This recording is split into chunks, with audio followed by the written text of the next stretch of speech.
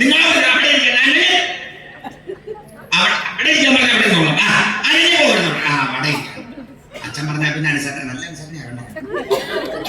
ഇത് ഭയങ്കര അനുസരണയാണ്. അച്ഛൻ പറഞ്ഞാൽ പിന്നെ അനുസരണ ഇല്ലാതെ കണ്ടില്ല. അവിടെ ഇരിക്കാൻ പറഞ്ഞാൽ അവിടെ ഇരിക്കും.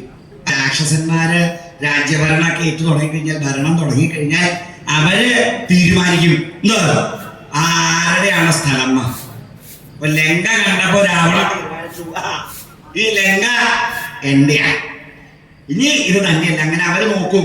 ഈ രാക്ഷസന്മാര് വന്നിട്ട് ഇങ്ങനെ ഓരോ ദിക്കിൽ നോക്കിയിട്ട് പറയാണ് ഇത് എന്റെ സ്ഥലമാണെന്ന് പറഞ്ഞാൽ അവർക്ക് കൊടുത്തിട്ട് പോവാ. അല്ലാണ്ട് വേറെ നിർവാഹമൊന്നുമില്ല.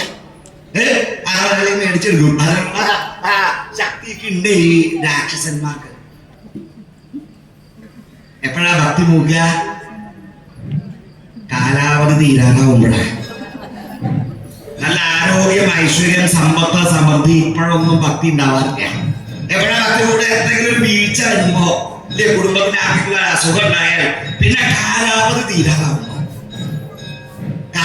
തീരാറാവുമ്പോ വീട്ടിലിരുന്ന ഇരിപ്പുറക്കില്ല. അയ്യോ എപ്പോഴാ വെളി വരികയെന്ന് അറിയില്ല. അപ്പൊ ഗ്രന്ഥപുരയിൽ കയറും. കണ്ണ് കാണുമ്പോ വായിക്കാത്ത ഗ്രന്ഥങ്ങളൊക്കെ എടുത്ത് കക്ഷത്തിൽ വെക്കും.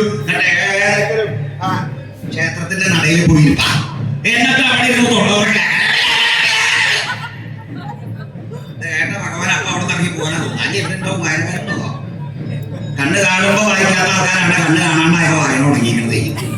അന്നേ പഠിച്ചായിരുന്നു ഇതൊക്കെ ആയിക്കൊണ്ടേ. അവിടെ പൂജയ്ക്ക് വടക്കുന്നുള്ള ആൾക്കാരെയൊക്കെ കൊണ്ടുവരേണ്ട അവസ്ഥ അവിടെ ആളില്ലാഞ്ഞിട്ടൊന്നുമല്ല. ഓ ഇവിടെ ഒന്നും കിട്ടാനില്ല. എന്നാ പൂജ നിർത്താൻ വയ്യാത്തത് പെണ്ണ് കിട്ടില്ല. ശാന്തിയാണെന്ന് പറഞ്ഞോണ്ടേ പൂജ ചെയ്യണോണ്ട് പെണ്ണ് കിട്ടില്ല. അതുകൊണ്ട് ഇനി നിർത്തിയിട്ടേ ഇങ്ങനെ ഭക്തിയുടെ ധാനം അങ്ങോട്ട് വർദ്ധിച്ചു കഴിയുമ്പോ സ്വതേ ഭക്തി ഇല്ലാതെ ആവാൻ കുറെ ആളുകളുണ്ട്. അപ്പൊ അങ്ങനെ ധനമൊക്കെ ആയി കഴിഞ്ഞപ്പോ ഇനിയിപ്പോ എന്തിനാ പൂജ ചെയ്തിട്ടെന്തിനാ? അല്ലേ, നമുക്ക് ധാരാളമായിട്ടുണ്ടല്ലോ, ഇനിയിപ്പോ ചെയ്യേണ്ട ആവശ്യമൊന്നുമില്ല. എന്തെങ്കിലും പറഞ്ഞ കഴിയുന്ന ആളുകളുണ്ട്. കൊല മര്യാദക്ക് പിടിക്കണോ?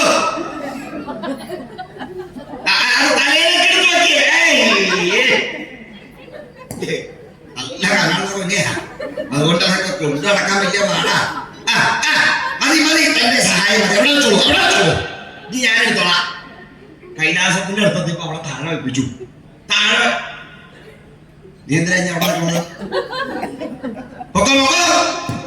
ഇനിയിപ്പോ അവനെ കൊണ്ട് പോയി കഴിഞ്ഞാൽ അവന് കിട്ടും അനുഗ്രഹം. ഞാനല്ലേ കൊണ്ടുവന്നത്, ഞാൻ കൊണ്ടുവന്നതാണെന്ന് ഭഗവാൻ കരുതിയാ മതി. ഓ ഇവിടെ മാറ്റി അവനെ പറഞ്ഞു വിട്ട്. എത്ര വലിയ ആസ്തിയുള്ള ആളുകളാണെങ്കിലും എല്ലാം രണ്ടെണ്ണം വേണം, എല്ലാം വേണം. കയ്യില് വള ഒരെണ്ണുള്ളൂ, രണ്ടെണ്ണം വേണമെന്നാ. അല്ലേ, മാല 4 വേണമെന്നാ. എല്ലാത്തിനും എന്നാ വേണ്ടത്? ഭർത്താവ് ഒരെണ്ണുള്ളൂ, 2 വേണം. എല്ലാം 2 വേണമെന്നുള്ളത് ആർത്തി വർദ്ധിച്ചുകൊണ്ട് വരുന്നതേ. ഭക്ഷണത്തിന് എങ്ങനെയല്ല, ഭക്ഷണം കഴിച്ചു കഴിഞ്ഞാൽ വയറ് നിറഞ്ഞു കഴിഞ്ഞാൽ പിന്നെ ഒട്ടും ഇല്ല. അപ്പൊ ഇവര് വയറ് നിറച്ച് ഭക്ഷണം കൊടുത്ത് ഇവരൊന്ന് തൃപ്തനാക്കണം എന്നങ്ങനെ മനസ്സിൽ വിചാരിച്ചു.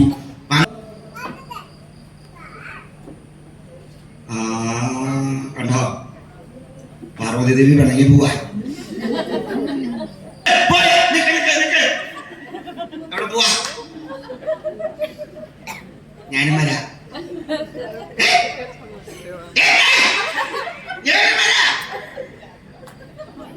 എനിക്ക് അന്തരാന്ന് പറഞ്ഞല്ലേ പോവാ. എനിക്ക് അന്തരാന്ന് പറഞ്ഞല്ലേ ഞാനും വരാം. നിങ്ങൾ അവിടെ ഇരിക്കാൻ പറഞ്ഞ അവിടെ നോക്കാം. അതിനെ പോകുന്നു. അവിടെ അച്ഛൻ പറഞ്ഞാൽ പിന്നെ അനുസരണ നല്ല അനുസരണയാണ്. ഇത് ഭയങ്കര അനുസരണയാണ്. അച്ഛൻ പറഞ്ഞാൽ പിന്നെ അനുസരണ ഇല്ലാതെ കണ്ടില്ല. അവിടെ ഇരിക്കാൻ പറഞ്ഞാൽ അവിടെ ഇരിക്കും.